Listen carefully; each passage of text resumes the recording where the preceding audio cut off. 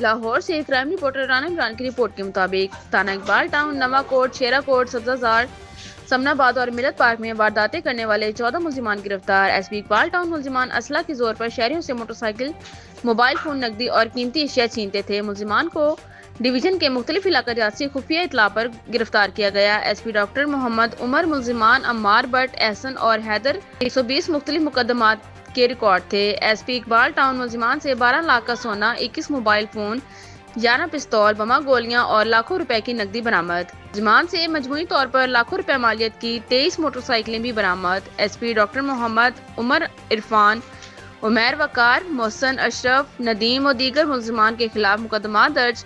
مزید تفتیش کے لیے انویسٹیگیشن کے حوالے S P doctor Muhammad Umar کی کارروائیوں پر اقبال ٹاؤن، نواں کوٹ، شیرا کوٹ، سبزہ سمنا آباد اور ملت پارک پولیس کو شاباش۔ اسٹریٹ کرائم کو کنٹرول کرنا اولین ترجیحات میں شامل ہے۔